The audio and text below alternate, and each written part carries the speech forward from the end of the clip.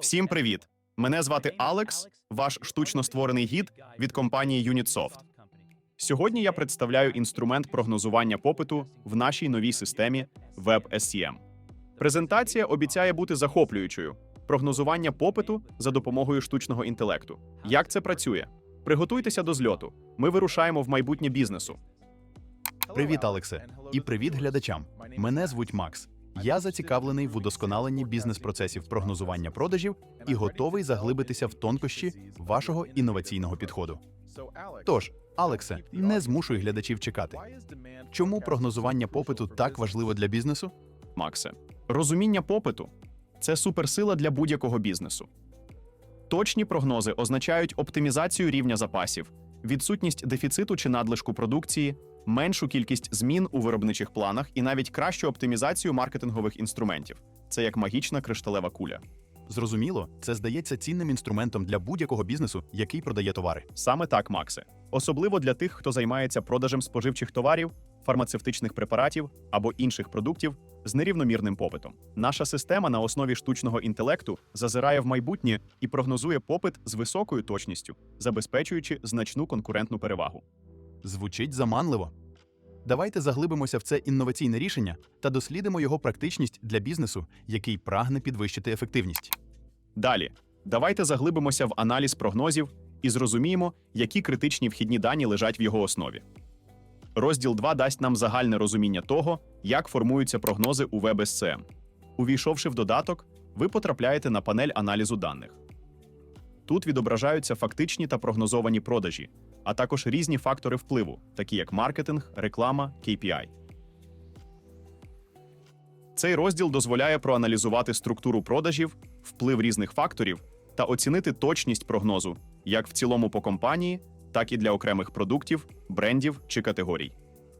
Однак, перш ніж ми зануримося в аналіз результатів програми, я хотів би надати деякий контекст щодо вхідних даних.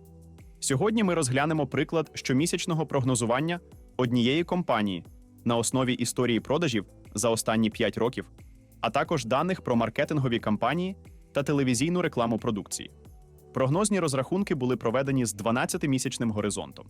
На цьому прикладі ми спробуємо оцінити, наскільки точно система виконує свої завдання і які методи прогнозування є найбільш ефективними.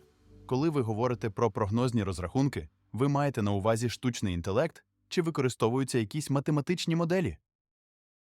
У WebSCM ми поєднуємо різні методи прогнозування – від перевірених часом статистичних методів до сучасних нейронних мереж. Але що важливо для бізнесу, система автоматично обирає оптимальний метод для кожної конкретної задачі та об'єкта планування. Більше того, система може зберігати альтернативні версії прогнозу, зроблені за допомогою різних алгоритмів. Саме їх ми сьогодні і проаналізуємо, щоб зрозуміти, які переваги дають нам алгоритми на основі штучного інтелекту. Ми переходимо до розділу 3, який називається «Ключові результати та показники». Тут ми розглянемо основні KPI, що розраховуються на рівні SKU. Для цього ми переходимо до списку розрахунків, де можна знайти всі детальні результати розрахунків. На екрані багато деталей. Що ми бачимо в цій таблиці? У цій таблиці кожен рядок представляє агреговані дані для окремого об'єкта розрахунку, в даному випадку SKU. Залежно від налаштувань системи, розрахунки можна робити для різних рівнів деталізації, включаючи групи товарів, канали продажів або навіть окремих клієнтів. Більш детальні налаштування ми розглянемо пізніше. Зрозуміло. Сьогодні ми розглядаємо загальний прогноз з розбивкою по продуктах для всієї компанії. Що представлено в колонках? У WebSCM ми називаємо числові дані у стовпчиках мірами. При наведенні вказівника миші на заголовок стовпчика з'являється підказка, яка показує назву цієї міри, а також формулу розрахунку, якщо вона існує для цього стовпчика. Показники можуть відображати як агреговані фактичні дані, так і результати розрахунків. Що стосується прогнозних показників, то це можуть бути не тільки прогнози продажів, але й рівень запасів, рекомендовані обсяги поповнення або будь-який розрахунковий KPI. Про те, як налаштувати показники, ми розповімо в одному з наших найближчих відео. У списку розрахунків ви знайдете попередньо налаштовані показники, прогноз продажів на наступний місяць у грошовому та натуральному вимірах. Далі йдуть показники точності прогнозу, і перший з них – це точність прогнозу, скорочено FA. Цей показник показує, наскільки точно, у відсотках, ми спрогнозували продажі для кожного розрахункового періоду. Значення в цьому стовпчику виділені кольором залежно від рівня точності прогнозу. У WebSCM умовне форматування клітинок встановлено за замовчуванням, але ви можете налаштувати його за власним бажанням. Дійсно, Алекс, кольорове кодування, подібне до світлофора, дуже зручне для візуального виділення позицій, які потребують уваги. Точність прогнозування – один з ключових показників, який може суттєво впливати на інші KPI та прибутковість компанії. Чи будемо ми заглиблюватися в його розрахунок і значення на конкретних прикладах? Абсолютно вірно, Макс. Оскільки FA є основним показником, який ми розглядатимемо в нашому відео, ми детально розглянемо його розрахунок та інтерпретацію його значень. Втім, у WebSCM для оцінки точності також доступні такі статистичні показники, як MAD, Bias та інші. Але про них ми поговоримо пізніше. Дякую за детальну відповідь, Алекс. Я помітив, що в рядки таблиці вбудовані гістограми, а праворуч є ще кілька стовпчиків. Що вони собою являють? Гістограми в рядках призначені для візуалізації динаміки продажів. Вони показують дані за останні 3 періоди фактичних продажів і перші 3 періоди прогнозу.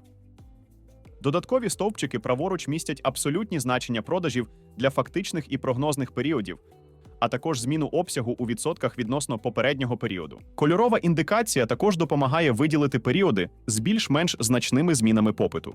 В кінці таблиці відображаються дані за останні 12 місяців продажів і прогноз на наступні 12 місяців.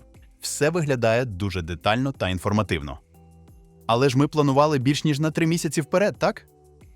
Так, ви правильно помітили. Цей інструмент надає короткостроковий огляд, але його цінність полягає в тому, що ви можете використовувати його для визначення товарних позицій, які потребують додаткового аналізу, а потім заглибитися в ці обрані позиції.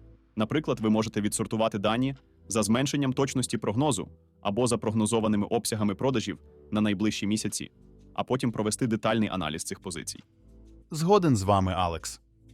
Інструмент навігації по списку розрахунків досить зручний, але хотілося б глибше заглибитися в те, як структуровані самі прогнози і як можна перевірити їх достовірність. Звичайно, Максе, давай почнемо наш аналіз з продукту, який має найбільший прогнозований обсяг продажів на наступний місяць, і детально розглянемо його. Переходячи до нашого 4-го розділу, ми дослідимо переваги прогнозування за допомогою штучного інтелекту. Ми заглибимося в інсайти WebSCM на рівні SKU і розберемося в тонкощах прогнозування окремих продуктів. Для цього достатньо одного кліку на стрілку в лівій колонці, і ми перейдемо до форми детального розрахунку. Ще один клік розгорне цю форму на весь екран для більш наочного аналізу. Ми щойно відкрили форму, і, дивлячись на графік, я помічаю значні коливання в продажах нашої продукції і, можливо, певну сезонну складову. Я також помічаю, що таблиця тут містить набагато більше даних, ніж попередній список розрахунків. Яку корисну інформацію ми можемо отримати з цієї форми? При вході в детальну форму, на відміну від попереднього списку, показники для цього розрахунку представлені в рядках, а в стовпчиках ми маємо точність прогнозу та періоди даних, в нашому випадку місяці.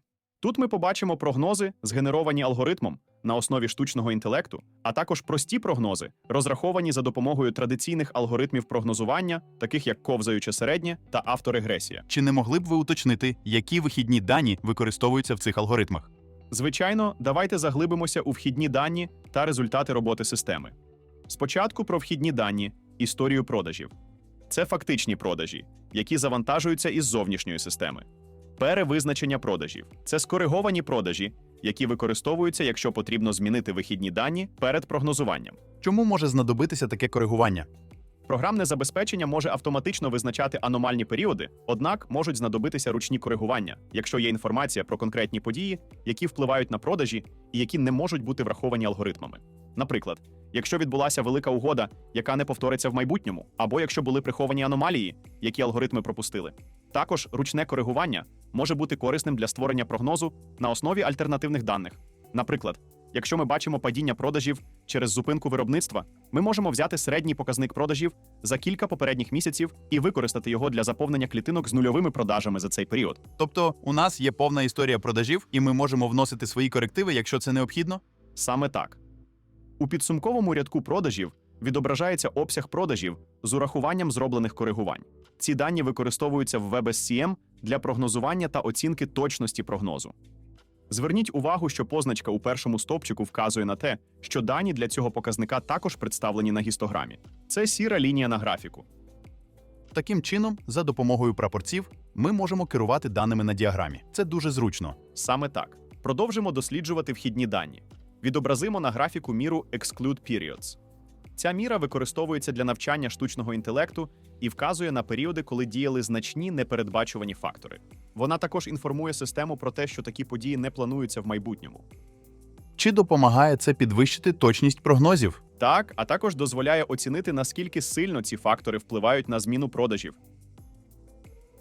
Тепер щодо вхідних даних. Ціна продажу використовується для грошових оцінок. У нашому прикладі фактори COVID-19, телевізійна реклама та знижка використовуються системою для врахування та оцінки їхнього внеску в обсяг продажів. Як бачимо, періоди, на які вплинув COVID-19, заповнені одиницями, що для програми означає вплив цього фактору в конкретний період. Охоплення аудиторії телевізійної реклами відображається у вимірі «телевізійна реклама», а акційна знижка встановлюється у відсотках під час її дії у вимірі «знижка». Це все, що стосується вхідних даних. Тепер ми можемо перейти до самих прогнозів. Дійсно важливо, щоб програмне забезпечення враховувало маркетингову діяльність. Але чи можна врахувати зовнішні фактори, такі як погода, активність конкурентів або різниця в ціні з конкуруючими продуктами? Використання багатьох додаткових факторів допомагає навчати штучний інтелект та підвищувати точність прогнозування. Програма сама визначить, які з цих факторів дійсно впливають на попит, а які ні. У нашому прикладі ми відобразили найпоширеніші фактори, що впливають на продажі. Однак ви також можете включити будь-які інші фактори або події, які, на вашу думку, можуть вплинути на продажі. Тепер перейдемо до найцікавішого. Наступні 3 метрики представляють собою прогнози продажів, створені за допомогою 3 різних алгоритмів. Перший – це прогноз AI. Це наш найсучасніший алгоритм на основі штучного інтелекту, який враховує додаткові фактори. У цьому випадку ми також використали алгоритм авторегресії. У цей алгоритм ми також можемо включити додаткові фактори. У поточному налаштуванні він враховує сезонні та трендові компоненти, а також всі фактори з нашого списку вище. Алгоритм прогнозування на основі ковзного середнього є найпростішим, і, можливо, саме тому він широко використовується. Чесно кажучи, Алекс, я вражений тим, наскільки точно лінія прогнозу продажів збігається з фактичними продажами, особливо враховуючи, що фактичний графік продажів виглядає досить складним і, можна сказати, непередбачуваним. Чи не використовуєте ви дані з майбутніх періодів, щоб навчити свої алгоритми так точно прогнозувати фактичні продажі? Максе, твоє питання дуже логічне. Щоби вибрати найкращий алгоритм, ми завжди використовуємо симуляцію, тобто тренуємо наші алгоритми тільки на даних до точки прогнозу. Іншими словами, коли ми прогнозуємо, наприклад, травень поточного року, ми використовуємо дані тільки до квітня місяця, що передує прогнозу. Це дозволяє нам об'єктивно оцінити надійність алгоритмів і їхню здатність передбачати майбутнє на основі історичних даних. У наступних відео ми покажемо, як за допомогою штучного інтелекту та інших методів можна налаштовувати періоди моделювання та оцінювати точність прогнозу на рік вперед. Сподіваюся, ви вже підписані на наш канал, щоб не пропустити ці цікаві відео. Гаразд. Я розумію, що симуляція відіграє ключову роль в оцінці точності алгоритмів. Однак прогноз штучного інтелекту показав найвищу точність – 86%, тоді як інші алгоритми продемонстрували точності на рівні 67 та 63%. Мені цікаво, чому так сталося і наскільки ми можемо довіряти прогнозам штучного інтелекту. Важливо зазначити, що ви можете довіряти тому алгоритму, який демонструє найкращу точність. Ми оцінювали середню точність за останні 12 місяців. У WebSCM найкращий алгоритм виділено жирним шрифтом, і його дані використовуються для створення остаточного прогнозу продажів, який представлено в 13-му рядку. Якщо ми подивимося на прогнозні криві, згенеровані за допомогою авторегресії або ковзних середніх, то побачимо, що вони також є точними в певні періоди. Однак вони менш здатні вловити складні тренди та вплив певних факторів. Наприклад, авторегресія погано справляється з поворотними трендами, а ковзна середня є інерційним механізмом, який реагує на коливання з певним запізненням, що негативно впливає на точність прогнозу. У цьому контексті прогноз штучного інтелекту продемонстрував вищу здатність адаптуватися до складних патернів даних, що призвело до вищої точності його прогнозів. Є жарт, що навіть зламаний годинник показує вірний час двічі на добу. Отже, як нам перевірити та проаналізувати точність вашої програми? Починаючи з рядка 14, ми показуємо досягнуту точність для кожного місяця, для кожного алгоритму. Тут також використовується кольорове кодування, щоб легко ідентифікувати значні відхилення в точності в таблиці. Щоб перевірити точність алгоритму прогнозування штучного інтелекту, ми можемо виділити 12 періодів у 15-му рядку і побачити зведену статистику для вибраного діапазону комірок внизу. Як бачите, точність середньозваженого прогнозу тут становить 86%, і ця оцінка вказана в рядку 9 для цього алгоритму. Ми робимо таке саме виділення комірок у 17-му рядку, щоб визначити точність алгоритму ковзного середнього, і бачимо, що його точність склала 63%. Ця цифра вказана в 11-му рядку. Таким чином, немає сумнівів, що алгоритм прогнозування штучного інтелекту показав тут найкращу точність. Здається, з точністю все зрозуміло. Я також бачу нижче в таблиці набір мір із назвою «Ефект». Про що вони нам говорять? Це справжня кондитерська крамниця. Просто подивіться на графік, а я увімкну показники впливу, фактори, які впливають на продажі для історичних і прогнозованих продажів. Ось що вони показують. Стабільні продажі – це рівень продажів, який залишається незмінним протягом тривалого часу. Тренд – це загальний напрямок зміни продажів у часі, вгору або вниз.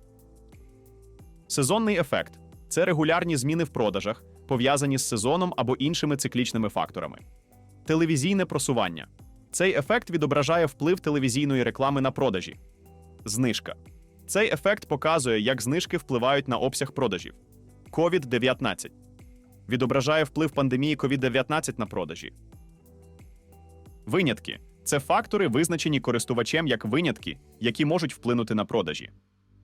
Залишкові відхилення – це залишковий обсяг, який не можна пояснити іншими ефектами. Ця картина говорить сама за себе. Існує тренд з двома переломними точками – вплив промо-акцій та сезонних надходжень. Також я помічаю епізодичну підтримку з боку телереклами та стабільні продажі. Але є й негативні фактори. Алекс, що це може бути? Тут ми маємо кілька факторів, які негативно впливають на обсяг продажів. Перший – це залишок. Це те, що програма не змогла віднести до жодного з активних факторів, і це також включає помилку прогнозування на історичному періоді. Коли залишки невеликі, ми можемо більше довіряти оцінкам впливу інших факторів на продажі. Негативний вплив – падіння продажів в окремі періоди пояснюється фактором виключеного періоду, який діяв з лютого по травень 2022 року. При попередньому аналізі ми виявили найбільші відхилення в продажах і знали, що це пов'язано з активними бойовими діями в Україні. Тому ми включили цей фактор до категорії виключення. Надалі, коли вплив цього фактору зменшився, ми побачили тенденцію до зростання продажів. Важливо зазначити, що програма правильно навчилася враховувати цей фактор, і він не вплине на точність майбутніх прогнозів.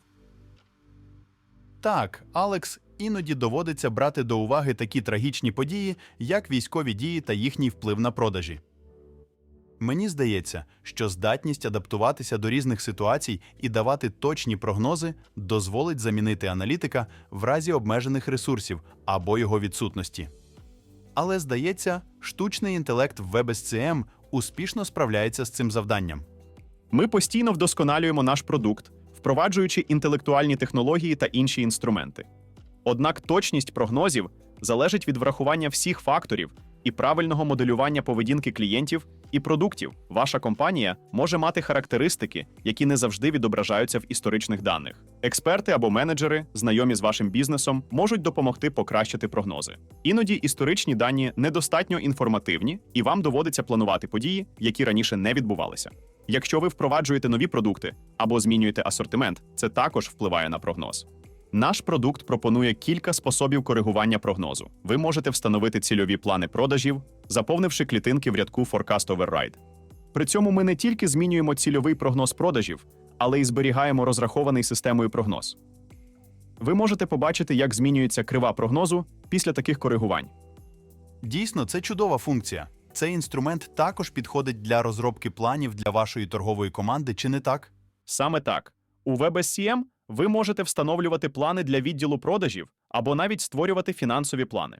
Незалежно від складності структури вашого відділу продажів або об'єктів планування, ви можете налаштувати це в WebSCM. У мене ще багато запитань, але я також хотів би побачити прогноз щодо інших продуктів. Можливо, там буде інша картина. Без проблем, Максе. Давайте подивимося на прогноз для іншої товарної позиції.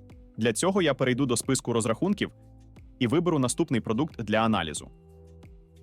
Тут я також бачу, що прогноз штучного інтелекту має вищу точність прогнозування, ніж авторегресія та ковзаюче середнє. Хоча ковзаюче середнє також давало вищу точність, ніж авторегресія, я думав, що авторегресія є більш досконалим алгоритмом. Як ви можете це пояснити, Алексе? Давайте розберемо це детальніше. По-перше, давайте подивимося, які фактори були включені в цей прогноз. Для цього візьмемо всі наявні фактори. На графіку видно, що більшість факторів не задані, за винятком факторів COVID-19 та виключення періодів. Це означає, що в даному випадку ми покладаємося лише на історичні дані про продажі та закладені в них сезонні коливання. Тепер давайте подивимося на графік, спрогнозований за допомогою алгоритму авторегресії. Ви побачите, що, починаючи з 2021 року, лінія прогнозу хоч і відображає сезонні коливання, але занадто високо розташована порівняно з нашими поточними трендами продажів, і це призводить до того, що в останні періоди її точність знижується. З графіка видно, що у 2021 році тренд змінився зі зростаючого на спадний. І, схоже, авторегресія не вловила цю зміну. Ваше спостереження є точним. Давайте подивимося на прогноз, згенерований за допомогою ковзної середньої. Ви побачите, що він більше відповідає нашому тренду, хоча і з деякою інерцією. Але цьому алгоритму вдається іноді передбачати наші продажі через відсутність різких коливань попиту. Отже, якщо волатильність продажів низька, ми можемо використовувати прості формули в Excel? Перш ніж відповісти на ваше запитання, давайте проаналізуємо точність прогнозу за періодами часу. На графіку я відображаю прогнози, розраховані за допомогою ковзної, середньої та штучного інтелекту. Останній позначено синьою лінією. Шукаю в таблиці значення точності, виділені червоним кольором, і ми бачимо 3 періоди поспіль, починаючи з липня 2022 року, з низькою точністю прогнозу, як для ковзної середньої, так і для авторегресії. Якщо ми подивимося на криву продажів, передбачену середнім значенням, то побачимо, що локальний тренд продажів є спадним, але середнє значення все ще показує завищені продажі. Лише через кілька періодів воно починає відстежувати спадний тренд, хоча реальні продажі вже зростають. Так, з цього прикладу видно, що прогноз ковзної середньої демонструє інерційність, а для прогнозованих періодів він представлений просто як пряма лінія без коливань. Це, ймовірно, не допоможе точно спрогнозувати продажі. Ваші спостереження правильні і збігаються з нашим досвідом. Ковзаюче середнє можна ефективно використовувати лише в короткостроковому прогнозуванні на 1-2 періоди з низькою волатильністю продажів. Тепер розглянемо структуру продажів, змодельовану штучним інтелектом. Спочатку я увімкну сезонний ефект, розрахований AI Forecasts. Ми бачимо, що найактивнішим місяцем є листопад, також значний внесок робить грудень. Далі я додам тренд і внесок стабільних продажів. Тепер ви можете чіткіше побачити і оцінити в цифрах той ключовий тренд, який ви помітили раніше. Тепер я чітко бачу, що відбувається з цим продуктом і куди все це рухається, але я також помітив, що не у всіх випадках ваші стовпчики, що відображають факторні внески, досягають рядка фактичних продажів. Можете пояснити, чому так відбувається? Давайте ввімкнемо ефект COVID-19, ефект виключених періодів, а також залишки. І ви побачите, що все ще існує незначний вплив цих факторів і незначні залишки в розподілі. На графіку може здатися, що стовпчики не доходять до лінії фактичних продажів або знаходяться вище цієї лінії. Ну, начебто зараз все збалансовано, і ви також бачите, що були втрати в період військових дій, та COVID-19 зіграв як позитивно, так і негативно. Хоч і не суттєво. І цей аналіз минулих прогнозів настільки захопив, що я мало не забув, що наше головне завдання – передбачати майбутнє. Ключ до майбутнього лежить у минулому. Розуміння внеску факторів, роботи маркетингових кампаній, телевізійної реклами, зусиль по розширенню асортименту і багато іншого дозволяє компанії не тільки підвищити точність продажів, але й дуже ефективно використовувати маркетингові бюджети, оптимізувати оборотний капітал, розміщуючи потрібний асортимент в потрібних місцях. І не тільки це.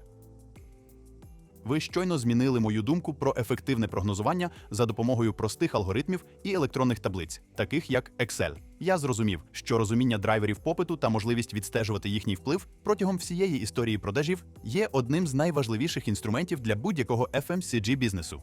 Для деяких компаній це може бути навіть важливіше, ніж прагнення до максимальної точності. Однак, навіть використовуючи такий потужний інструмент прогнозування, як WebSCM, не кожна компанія має можливість ретельно відстежувати і аналізувати кожну товарну позицію, особливо якщо асортимент компанії налічує десятки тисяч товарних позицій. Чим ваша програма може бути корисною для компаній з широким асортиментом продукції? Переходячи до 5-го розділу, ми заглибимося в прогнозну аналітику на основі BI. Тут ми розглянемо складні інструменти, які WebSCM пропонує компаніям з великим асортиментом продукції. Готові відкрити для себе можливості інтегрованої бізнес-аналітики? Давайте зануримося.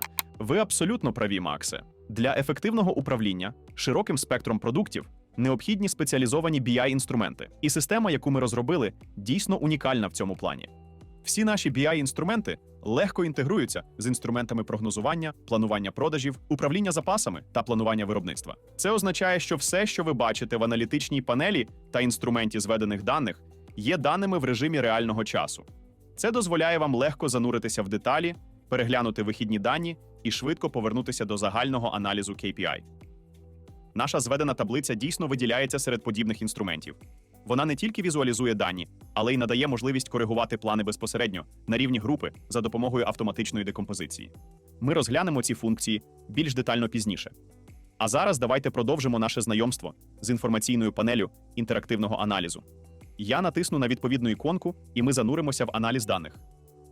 Дякую, Алексе. Я був знайомий з цим інструментом, однак тепер я краще розумію, як працюють метрики, що відображаються на графіках і в таблицях. Але звідки беруться дані для ABC-класифікації, брендів, груп та SKU?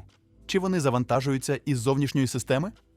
Максе, перш ніж відповісти на твоє запитання, я хотів би підкреслити кілька ключових моментів. Екран, який ви зараз переглядаєте, був повністю налаштований для задоволення конкретних потреб кожного робочого місця за допомогою процесної моделі. Зараз ми перебуваємо в робочій області щомісячного прогнозування продажів. Наші інструменти адаптуються до різних часових рамок і частоти планування. Принципи залишаються незмінними в усіх робочих просторах. Однак набір метрик і групувань може відрізнятися залежно від аналітичних даних. Зазвичай вони імпортуються із зовнішніх систем, але також можуть бути безпосередньо введені або навіть розраховані в WebSCM. Подивіться, я відкрив список об'єктів в меню основних даних, і тут ви бачите різні аналітичні категорії, прив'язані до кожного продукту. Ми можемо додати стільки категорій, скільки потрібно. ABC-класифікація розраховується прямо тут, у WebSCM, на основі параметрів, що налаштовуються, а після перерахунків вона оновлюється. У наступних випусках на нашому каналі ми заглибимося в налаштування системи та її унікальні можливості. Якщо вас заінтригували інновації у сфері логістики, підписуйтесь, ставте лайки та надсилайте свої запитання. Бажаючи протестувати систему на даних своєї компанії, можуть перейти за посиланням в описі. Звучить багатообіцяюче. Думаю, багато хто хотів би спробувати це на практиці. Підводячи підсумок, ваше програмне забезпечення дозволяє гнучко налаштовувати категорії товарів та інші групування. І все це є основою для консолідованого аналізу в різних системних дашбордах і в різних робочих просторах WebSCM. Чи не так?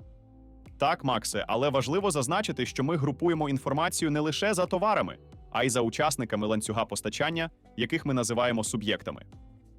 Незалежно від того, чи це ваші склади, виробничі потужності, клієнти, логістичні центри або канали дистрибуції, ви можете аналізувати дані з будь-яким рівнем деталізації та групувати їх. WebSCM дозволяє аналізувати всі логістичні процеси та структури. Але зараз давайте зосередимося на аналізі продажів і розглянемо, як ефективно працювати з великими обсягами даних про продажі. Зрозумів, Алексе. Тепер ясно, як побудовано додаткові аналітичні категорії та групування. Переходячи до інформаційної панелі, я хотів би підкреслити її особливу навігацію. Аналітична панель відображає різні віджети, які охоплюють як графічне, так і сіткове представлення даних. Важливо розуміти, що всі ці віджети пов'язані між собою даними, які вони відображають. Коли в сітці не встановлено жодних фільтрів чи позначок, ми бачимо дані за всіма категоріями. Коли я встановлюю позначку для категорії А в ABC-класифікації, на діаграмі та в інших сітках будуть відображатися тільки продукти або групи цієї категорії. Можна вибрати кілька категорій одночасно. Наприклад, додамо категорію Б. Тоді, вибравши конкретні бренди і групи товарів, ми відразу побачимо скорочений список продуктів і сукупні значення для вибраних позицій. Вражаюча інтерактивність, Алексе. Я бачу, як швидко оновлюється інформація на графіку і підсумки в сітках. Я просто не впевнений, що саме відображається в цих підсумках. Як бачите, кожен віджет відображає стандартний набір метрик. Це означає, що ми бачимо ті самі дані, що й у комплексних розрахунках, але агреговані за брендами, групами тощо. Кожен віджет містить підсумковий рядок, який показує сукупні результати для всіх вибраних елементів. Наприклад, обравши групу 7, ми одразу дізнаємося про загальну кількість товарів у цій групі за категоріями, пов'язані з нею бренди, а також отримаємо повний список товарів у цій групі. За потреби кожен віджет можна розгорнути або встановити на весь екран. Вражаюче. Це дійсно нагадує мені зведені таблиці, але ваша система забезпечує інтерактивний зв'язок між віджетами. Здається, що тут є інформація в будь-якому вимірі, який ви захочете побачити. Думаю, багато хто оцінить аналіз даних за допомогою графіків. Тенденції та потенційні відхилення стають миттєво помітними. Звісно, графіків ніколи не буває забагато. Саме тому для кожного віджета ми пропонуємо кілька графічних зображень. Ви можете обрати мапу продажів для візуального вивчення структури продажів або скористатися традиційними діаграмами, щоб дослідити поведінку в будь-якому звіті за будь-яким групуванням. Крім того, кожна з наших сіток пропонує можливості фільтрації як за значеннями, так і за умовами, а також сортування. Це особливо зручно, коли ми прагнемо визначити найгірші або, навпаки, найкращі KPI в різних організаціях. Алекс, я помітив, що існує можливість заглибитися від макропогляду до більш детального аналізу, вивчаючи дані і тенденції за категоріями, групами товарів і навіть детальними позиціями. Це дійсно ключовий момент при управлінні великим асортиментом. Чи могли б ви навести конкретний кейс роботи з цим аналізом? Що може зробити аналітик або менеджер за допомогою вашого інструменту в реальному бізнес-сценарії? Припустимо, ми щойно зробили прогноз і ще не знаємо про отримані результати. Нам потрібно перевірити, чи немає несподіваних тенденцій або поганої якості прогнозу. Враховуючи, що список товарів може бути великим, логічно було б почати з найбільш продаваної категорії – класу А. Я встановлюю фільтр. Ми бачимо, що точність 86% в середньому для категорії нас задовольняє. Програма спрацювала добре, тому ми можемо перейти до вивчення тенденцій продажів для категорії в цілому на графіку. У наступному прогнозному періоді ми помічаємо зниження. Поки не зрозуміло, з чим це пов'язано. Увімкнемо візуалізацію на графіку з показниками, що впливають на обсяг продажів. Я додаю показники сезонності, тренди, стабільні продажі, акції та інші. Всі метрики на графіках представлені в грошовому еквіваленті. Дійсно спостерігається помітний спад порівняно з поточним періодом. Незважаючи на тенденцію до зростання, очікується сезонне падіння, і немає видимого зростання завдяки рекламним пропозиціям та телевізійній активності. При подальшому аналізі категорія А переживає спад із середнім падінням на 19% у червні 2023 року. Припустимо, я менеджер, відповідальний за групи 14 та 7. Я помічаю, що загальний обсяг продажів цих груп знизився на 27%. Якщо розбити його на групи, то група 7 знаходиться на шляху до більш вираженого падіння на 31%. На противагу цьому, група 14, здається, тримається трохи краще. Падіння лише на 6%. Я зосереджу свою увагу на вирішенні проблем у групі 7. Фільтруючи дані, ми виявили 4 SKU, які підпадають під цю групу. Зокрема, SKU 0003 демонструє тривожне прогнозоване падіння на 41%. Очевидно, що ця категорія потребує негайної уваги. Аналізуючи минулі стратегії, стає зрозуміло, що знижки, запроваджені минулого місяця, позитивно вплинули на продажі. Можливо, варто розглянути можливість продовження цих знижок. Тепер перейдемо до нашої наступної теми – моделювання ефекту від застосування знижок. Це дасть розуміння того, як рішення про надання знижок може вплинути на майбутні обсяги продажів. Я вражений. Отже, ви не тільки аналізуєте і виділяєте вплив факторів на минулі продажі, але й можете моделювати їхній вплив на майбутні продажі. Здається, це досить складно. Насправді це досить просто і займе менше хвилини. Досить одного кліку, щоб перейти до детальних розрахунків. Як ви могли помітити, не потрібно нічого шукати. Всі фільтри з аналітичної панелі автоматично переносяться в детальний розрахунок. Я відкриваю відповідний продукт і знаходжу період, який мене цікавить – червень 2023 року. Натиснувши на відповідну частину графіка, я можу швидко перейти до потрібної позиції в сітці. Припустимо, ми не можемо запустити рекламу на телебаченні вчасно. Отже, як ми вже обговорювали, ми продовжуємо поточну знижку. Я копіюю значення знижки з попереднього періоду. Як бачите, прогноз автоматично перераховується. При цьому дані за фактичний період залишаються незмінними і немає необхідності перенавчати модель. Ми прогнозуємо, що завдяки знижці обсяг продажів збільшиться приблизно на 2 мільйони одиниць. Це відображено в рядку «Ефект знижки». Тепер ми можемо повернутися до аналізу даних і подивитися, як ця зміна вплинула на загальний бізнес та інші KPI. Повертаючись до аналітичної панелі, я бачу, що падіння продажів для цього продукту зараз становить лише 10%. Якщо ви пам'ятаєте, до застосування знижки падіння становило 41%. Якщо прибрати фільтрацію за групами, то можна побачити, що для всієї категорії А ми досягаємо лише 5% прогнозованого падіння замість попередніх 19%. Іншими словами, завдяки 15% знижці на один SKU ми моделюємо збільшення доходу на 14% для всієї категорії А в прогнозованому місяці. У реальній компанії менеджер може продовжити цей аналіз і планування просування, працюючи із іншими товарними лініями. І, звичайно, для стимулювання продажів можна використовувати не тільки знижки, але й інші звичні методи. А WebSCM допоможе оцінити їх внесок у фактичні продажі і спрогнозувати ефект від їх застосування в прогнозованих. Вражаюче! Моделювання продажів виявилося простішим, ніж я думав. Впевнений, що багатьом компаніям таке моделювання допоможе вжити коригувальних заходів ще до того, як проблеми виникнуть. Звичайно, коли йдеться про ефект від промоакцій, потрібен аналіз прибутковості компанії, та в багатьох компаніях ще й узгодження з керівництвом або іншими менеджерами. Очевидно, що навіть така модель прогнозування слугуватиме чітким інструментом для розуміння того, чого очікувати від стимулювання попиту. Максе, ви абсолютно праві, наголошуючи на необхідності додаткових розрахунків та погоджень. Якщо маркетингові кампанії проводилися раніше неодноразово, то швидше за все їх прибутковість була в хорошій формі. Однак в WebSCM можна не тільки налаштувати і прорахувати вплив промоакцій на виручку, але й розрахувати вплив маркетингової активності на валовий прибуток.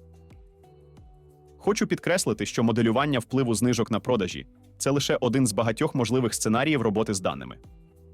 Існує безліч факторів, що впливають на розміщення товару на полиці, його наявність у роздрібних мережах, акції та ціни конкурентів, рекламні матеріали та багато іншого.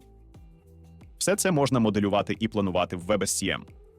А на нашому YouTube-каналі ми продовжимо обговорювати оптимізацію дисконтних кампаній, вплив цін конкурентів та багато іншого. Підписуйтесь, і ми будемо радувати вас новими матеріалами. Дякую, Алекс. Це була чудова демонстрація можливостей програми та яскравий приклад застосування штучного інтелекту для допомоги маркетологам та аналітикам. Я думаю, що багато користувачів захочуть спробувати програму в дії і оцінити, наскільки ефективно вирішуються завдання прогнозування на основі їхніх даних. Надішліть запит на нашому сайті за посиланням в описі відео, і ми організуємо тест-драйв програми WebSCM на основі історичних даних вашої компанії. Переходячи до наступної і останньої частини нашого відео, ми представляємо інструмент Pivot для оптимізованого планування продажів. Цей інструмент, який є сполучною ланкою між розрахованими прогнозами та планами компанії, надає нові можливості для полегшення операцій планування та візуалізації даних. Я знаю, що багато компаній і користувачів використовують інструменти на основі OLAP або зведені таблиці для візуального аналізу даних. Алекс, ви раніше згадували, що у вас є Pivot Tool з функцією редагування даних. Чи можете ви розповісти нам більше про нього?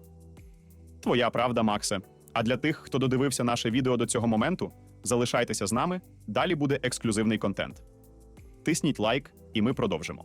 Зведені таблиці в Excel – це дійсно зручний і гнучкий інструмент для аналізу даних. Однак ми завжди відчували потребу в можливості безпосереднього редагування даних у зведених таблицях для ефективного планування продажів, виробництва та закупівель, серед іншого. Ми створили такий інструмент і назвали його Pivot Tool. З його допомогою ви можете візуалізувати прогнози, встановлювати та коригувати плани, а також декомпонувати або агрегувати дані на основі різних критеріїв. Наш Pivot Tool також забезпечує ефективну співпрацю з колегами, дозволяючи сегментувати плани та підтримувати єдине інформаційне середовище, мінімізуючи ризики дублювання або десинхронізації даних.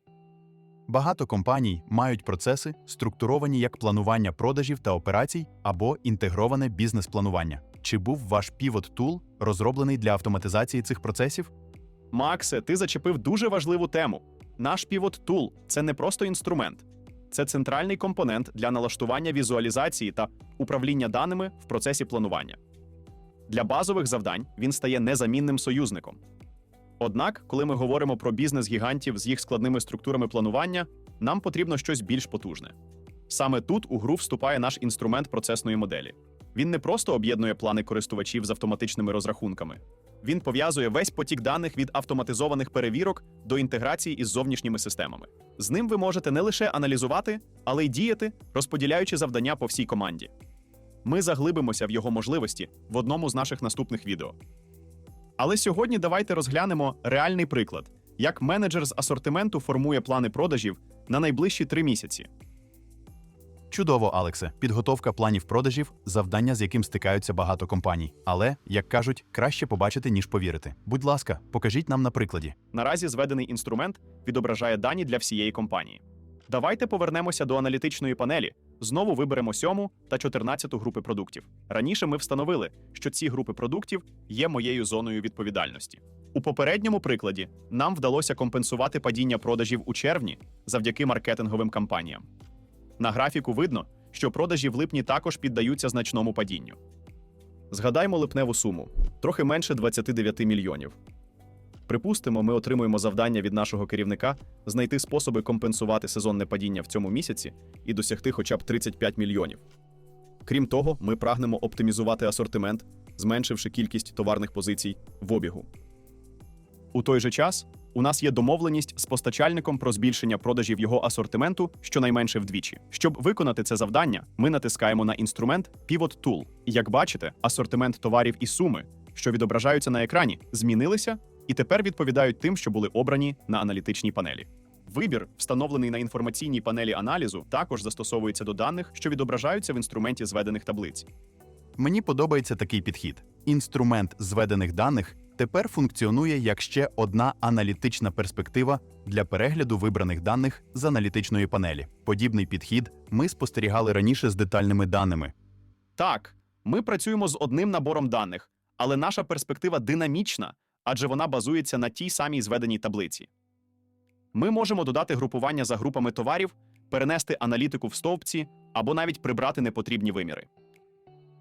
Все це працює в режимі реального часу, швидко і зручно, і все це можна відобразити на графіку. Для нашого завдання ми збережемо 2 групування за брендами та SKU в рядках і за місяцями в стовпчиках. Наразі на екрані відображаються показники прогнозу в базових одиницях, прогноз у доларах, ціна продажу та частка вартості продукту, виражена у відсотках від загального обсягу продажів за період. Поки що це виглядає як типова зведена таблиця. Тепер до роботи. Почнемо з простого. Для бренду номер 6 нам потрібно продати на 100 тисяч у липні та на 120 тисяч у серпні, згідно з домовленостями з постачальником. Не питайте, як це буде реалізовано на практиці. Думаю, багато хто стикався з такими завданнями. Ми просто відображаємо цільовий план. Як бачите, після зміни загальних значень були перераховані обсяги продажів і вартість для SKU цього бренду. Але загальні підсумки також були оновлені. Я так розумію, що пропорційне розкладання суми було зроблено для продуктів всередині бренду. Такий розподіл цілком логічний, якщо ми плануємо проводити якусь рекламну чи брендову програму. Я згоден з тобою, Макс. Зараз я збережу дані, а потім ми перейдемо до детального розрахунку, щоб побачити, як змінилися заплановані продажі на липень і серпень. Відкриваємо SKU 66. Як ви бачите, нові плани продажів вже встановлені в розділі Forecast Overrides. Тепер наші коригування відображаються в прогнозі продажів. Ми також можемо спостерігати коригування в SKU 082, який є частиною бренду 06. Дякую, Алекс. Тепер мені зрозуміло, що дані в Pivot Tool пов'язані з детальними розрахунками. І коли ми змінюємо зведені дані, ми бачимо їх зміни в детальних розрахунках по кожному продукту. Також мені зручно, що прогнозні дані залишаються незмінними, і ми можемо порівняти, що прогнозувала система і що ми встановили в якості плану на відповідний період. Ви правильно помітили, Максе. Це також може бути тригером для впровадження заходів зі стимулювання попиту, якщо плани продажів перевищують прогнозовані системою значення. Зараз я збираюся збільшити продажі для бренду 15 і в той же час поетапно вивести з нього слабкі товарні позиції. Я встановлюю фільтр для цього бренду, щоб зосередитися на ньому. Я бачу, що можу виключити одну позицію. Припустимо, я хочу, щоб обсяг продажів з цієї позиції був розподілений на інші позиції бренду. Я встановлюю нульовий прогноз у відсотках для продукту 0,98 на майбутні 3 періоди. І ми бачимо, як обсяг продажів рівномірно перерозподіляється між позиціями, що залишилися, а загальна сума для бренду залишається незмінною. Досить практичний механізм. Чи може він бути корисним при знятті з виробництва товарів і перенесенні обсягів їх продажу на нові продукти? Цей механізм має багато застосувань. Зокрема, якщо ви плануєте за регіонами, дистриб'юторами або каналами збуту, ви можете перерозподілити продажі між цими суб'єктами, збільшуючи або зменшуючи їхню частку в загальному обсязі продажів. Як бачите, всі загальні плани продажів конвертуються в кількісні показники. І ми будемо продовжувати працювати з цим брендом. Моє завдання – збільшити продажі. Я додам 5 мільйонів до загальних продажів по бренду. Ми бачимо, що обсяг продажів перерозподілився на решту товарних позицій. Відбулася пропорційна декомпозиція, тобто перерозподіл зміненої суми. Планування маркетингових активностей для такого зростання поки що залишиться за кадром. Моєю метою було продемонструвати можливість роботи з агрегованими даними та їх перетворення в детальні записи. Мені подобається, що всі перерахунки відбуваються в режимі реального часу, а підсумкові клітинки, які зазвичай обчислюються за формулами, можна змінювати. І що дивно, він не тільки не перезаписує формулу підсумовування, але й дозволяє перерозподіляти суми. З таким інструментом робота менеджера з планування з Pivot Tool виглядає досить продуктивною. Тепер я хочу продемонструвати, як можна змінити ціну продажу в майбутніх періодах для кількох позицій. Для зручності копіювання ми залишимо в інструменті зведеного звіту лише міру ціни. Я відсортую таблицю за ціною і почну підвищувати найнижчі ціни. Як бачите, ви можете встановити ціну на 1 місяць, а потім скопіювати її на інші періоди або товари. Тут все як в Excel. Ви також можете копіювати значення з Excel і вставляти їх у комірки цієї таблиці. Ціни оновлено. Зберігаємо зміни. Переходимо до детальних розрахунків, щоб перевірити, чи збереглися зміни в детальних розрахунках. Тут вже встановлена нова ціна, а в історії ви можете побачити попереднє значення. Варто зазначити, що всі суми, залежні від ціни, також були оновлені. Схоже, ми завершили наше завдання з планування віртуальних продажів. Залишилося лише перевірити результат. Повертаючись до зведення, бачимо, що загальна виручка в липні становить 35 мільйонів. Переходимо в аналітичну панель і бачимо, що крива продажів у липні не показує падіння. І будемо вважати, що менеджер був би задоволений такими планами, а також швидкістю їх підготовки. Алекс, здається, ви не тільки вирішили завдання ефективного планування продажів, але й відкрили для нас захоплюючий світ WebSCM. Це набагато більше, ніж просто інструмент для планування та прогнозування. Це саме те, що потрібно багатьом компаніям, щоб залишатися конкурентоспроможними на сучасному ринку. Я впевнений, що наша аудиторія буде зацікавлена дізнатися більше про можливості вашого продукту в майбутньому. Дякую, Максе, за ці запитання, що спонукають до роздумів. Я знаю, що нашим глядачам так само цікаво. Будьте певні, ми готові відповісти на кожен ваш коментар. Підписуйтесь на наш канал, ставте лайк. Ми надаємо тільки цінну інформацію для оптимізації бізнесу. А якщо ваш бізнес пов'язаний з продажем товарів, реєструйтеся за посиланням в описі, щоб протестувати WebSCM. З WebSCM покращити свій бізнес простіше, ніж будь-коли. Скоро побачимося!